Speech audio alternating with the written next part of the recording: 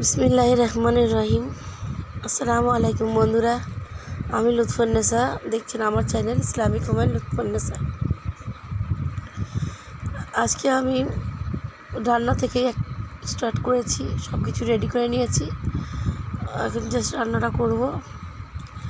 Of ক্যামেরায় তো অনেকটাই কাজ থাকে, তো আজকে সকাল থেকে সব কিছু কাজ করে নিয়ে একটু কষ্টই হয়ে গিয়েছিল, যার জন্য আমি আর এক্সট্রা কিছু ভিডিও করতে পারিনি। তো সব কাজ শেষ করে অ্যাকচুয়ালি রান্নার জোগাড় করে নিয়ে রান্নাটা বসিয়ে দিয়েছি। তো আজকে আমি গরুর মাংস ভুনা করব, আর উচ্ছে দিয়ে আলু দিয়ে রান্না করব, চচ্চড়ি মতো করব আর কি ভাজা ভাজা।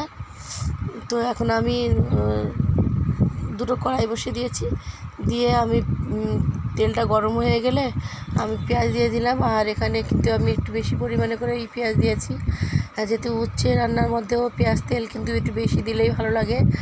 আর মাংসটা যেহেতু ভুনা করব, আলু টালু দেবো না, তো একটু ভালো করেই করতে হবে পেঁয়াজটা। তো আমি এখানে আদা রসুন পেস্ট করে নিয়েছি আর কিছু রসুন কুচিয়ে নিয়েছি।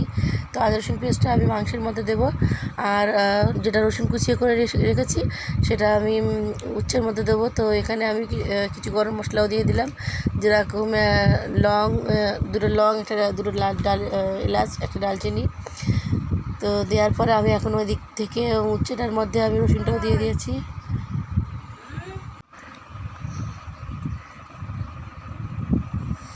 তো আমি এখন আদা রসুনের গন্ধটা একটুখানি চলে যাওয়ার পর আমি মাংসটা দিয়ে দিয়েছি।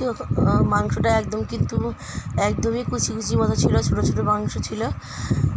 যেহেতু আমি মাংস নিয়ে আসলে যখন ওই একটু উল্টো পাল্টার মতো মাংস থাকে, যেরকম চর্বি মতো পাতলা মতো, ওই মাংসগুলো কিন্তু আমি গরুর সঙ্গে জাল দিই না, তো আমি একটু আলাদা করে রেখে দিই। তো আলাদা করে রেখে দিয়েছিলাম, তো সেগুলোকে এখন আমি ধুয়ে পরিষ্কার করে তো এখন রান্না করছি।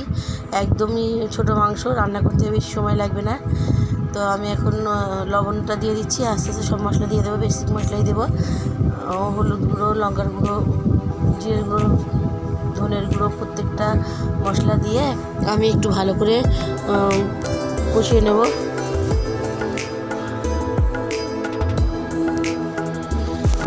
আর একটা কথা বলে দিচ্ছি, প্লিজ ভিডিও যদি দেখতে কোথাও বা একটুখানি ভালো লাগে একটা লাইক দিয়ে দেবেন, সাবস্ক্রাইব করে পাশে বেল আইকনটা বাজিয়ে দেবেন, যাতে আমি ভিডিও ছাড়ার সঙ্গে সঙ্গে আপনাদের নোটিফিকেশন চলে যেতে পারে আর আপনারা ভিডিওটা দেখে নিতে পারেন।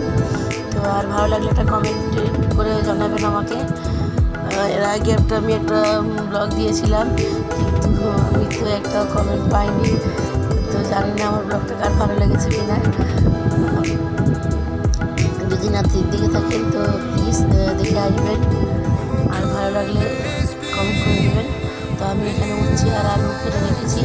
উচ্ছের মশলাটা একটু কষানোর মতো হয়ে গেছে, তো তেল মতো বার হয়ে গেছে। তো আমি এখন উচ্ছেটা দিয়ে দেবো, আর উচ্ছে দিয়ে কিন্তু আলতো করে একটু নাড়াচাড়া করবো, বেশি নাড়াচাড়া করবো না, কেন উচ্ছেটা কিন্তু অনেকটা নাড়াচাড়া করলে তিতা হয়ে যাবে। আর এখানে মাংসটাও কষানো হচ্ছে, আমি এখন কিন্তু পানি দেয়নি, এখন ভালো করে একটু মশলার সঙ্গে মাংসটা কষিয়ে নিয়েছি।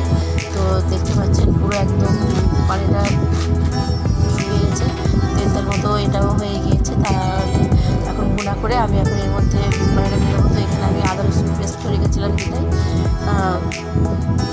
সেটার মধ্যে একটু পানি দিয়ে আর মাংসের মধ্যে দিয়ে দিয়েছি। তো একটুখানি এটা কষানো হয়ে যাচ্ছে, একটুভাবে ঢাকনাটা তো বন্ধ করার পর আরও একটু মাংসের পানি বার হবে, যেহেতু কাঁচা মাংস তো পানিটা বার হবে, তো একটুখানি ওটা বার হয়ে ঘোনা হয়ে যাক। তো এইভাবে কিন্তু আমি 2-3 বার করে মাংসের পানি দিয়ে কিন্তু কষিয়ে নেব। আর এখানে আমি উচ্ছেটা রান্না করছি, তো হালকা করে আমি একটু কষিয়েছি।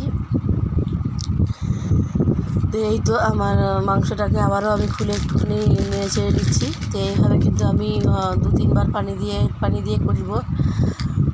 আর প্লিজ বলবেন আমার রান্নাগুলো কীরকম লাগে, আর এইভাবে রান্না করে দেখতে পারেন। যদি না করেন তো সবাই তো বলবে যে হয়তো এটা রান্নাটা কেই বা জানে না, সবাই তো জানে। হ্যাঁ, সবাই জানে, কিন্তু অনেক গৃহিণীরা যারা আর কি নতুন তাদের সংসার শুরু করেছে, রান্না করতে কিন্তু একটু অসুবিধাই মনে হয়, যেরকম আমারই হয়েছিল। তো আমি যখন প্রথমে একা রান্না করতে শুরু করেছিলাম, তখন কিন্তু আমার বলে দেওয়ার মতো কেউ ছিল না। আমার রান্না করতে কিন্তু খুবই অসুবিধা হয়েছিল। আমি তো ভেন্ডি, আমি যেহেতু দেখতাম যে সবাই সবজি টবজি রান্না করে কেটে নিয়ে আর পানির মধ্যে ভিজিয়ে রাখে, তো আমিও ওইভাবেই প্রথমে যখন জীবন শুরু করেছিলাম, তো ভেন্ডি কেটে একদম ছোটো ছোটো করে কেটে নিয়ে আর 1 গামলা পানির মধ্যে দিয়ে ভিজিয়ে রেখেছিলাম। আর যখন রান্না করতে গিয়েছি ভেন্ডিটা ধুয়ে জন্য হাত দিয়ে তুলতে যাচ্ছি, দেখছি একদমই মতো সব কিছু ওর আর কি ক্যালসিয়াম বার হয়ে গেছে। তো এরকম কিন্তু অনেকেরই মিস্টেক হয়ে থাকে। আর এখন যেহেতু ইউটিউবের যুগ, ফোনের যুগ, তো এখন তো আর কোনো গৃহিণী ওরকম করবে না।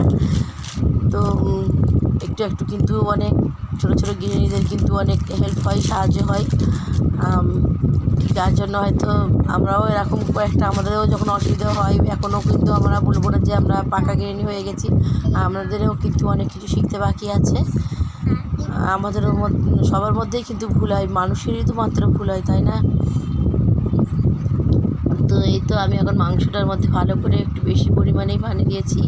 পানি দিয়ে আমি কিন্তু এখনও আমার কাজ আছে, যেহেতু বাসি কাজ করেছিলাম, থালা ধোয়া, কাপড় ধোয়া, সব কিছু করে নিয়েছিলাম। তো এখন আবারও কিন্তু কাজ আছে, যেহেতু নিজেরও গোসল টোসল করতে হবে, অনেকগুলোই কাজ থাকে ঘরের মধ্যে। তো রান্না খাওয়াটা শুধু তো ওটাই কাজ না, তো আরও অনেক কাজ থাকে। তো আমি কিন্তু রান্নার ফাঁকে ফাঁকে আমি একটু কাজও করে নিচ্ছি। তো এই তো আমি আরও একবার ঢাকনাটা খুলে দেখছি, তো উচ্ছেটাকে আমি একটু হালকা হালকা করে নিচের জিনিসগুলো উপরে দিচ্ছি, উপরটা নিচে দিচ্ছি, যাতে সবটাই ভালো করে সিদ্ধ হয়ে যাক। তো বেশিক্ষণ ধরে কিন্তু উল্টো পাল্টে নাড়বো না, তাহলে উচ্ছেটা তিতা হয়ে যাবে। তো এই তো আমি এখন ঢাকনাটা আবারও বন্ধ করে দেবো, তারপরে আমি একটু পানি দেবো। তো এইভাবে আমি রান্নাটা করে নিচ্ছি। আর যেটা বলছিলাম, তো ছোটো ছোটো গৃহিণীরা যারা নতুন নতুন কাজ শুরু করেছে, তারা কিন্তু এইভাবে রান্নাগুলো দেখে তাদের কিন্তু রান্না করতেও ভালো লাগে। আর একটা জিনিস যে একটা মোটিভেশনও পাওয়া যায়। আর এই তো আমার রান্নাটা শেষ হয়ে গেছে। তো আমি পানি দিয়ে বলছিলাম, খেয়ালে খেয়ালে বলে ফেলেছিলাম, তো আমার রান্নাটা হয়ে গেছে। আমি জাস্ট 2-3 মিনিট মতো এইভাবে রান্নাটা করে নিয়ে চুলাটা বন্ধ করে দেবো। আর এখানে মেয়ে স্কুল থেকে চলে এসেছে, তো ও বলছিল যে এটা আমাকে আজকে লিখিয়েছে, তো একটু বলছিল। তো আমরা এখন ভাতটাও খেয়ে নিচ্ছি। আর উচ্ছেটা আমি একদম ঝোল টোল রাখিনি, উচ্ছে তো এরকমই হয়, আর একটু আমার মনে হয় পোড়া পোড়া করে দিলে ভালোই হতো, কিন্তু মজা হয়েছিল, অনেক বেশি মজা হয়েছিল। তো প্লিজ প্লিজ সাবস্ক্রাইব করে পাশে বেল আইকনটা বাজিয়ে দেবেন আর লাইক করে দেবেন। এখানে আমি ব্লগটা শেষ করছি। আসসালামু আলাইকুম ওয়া রাহমাতুল্লাহি ওয়া বারাকাতুহু।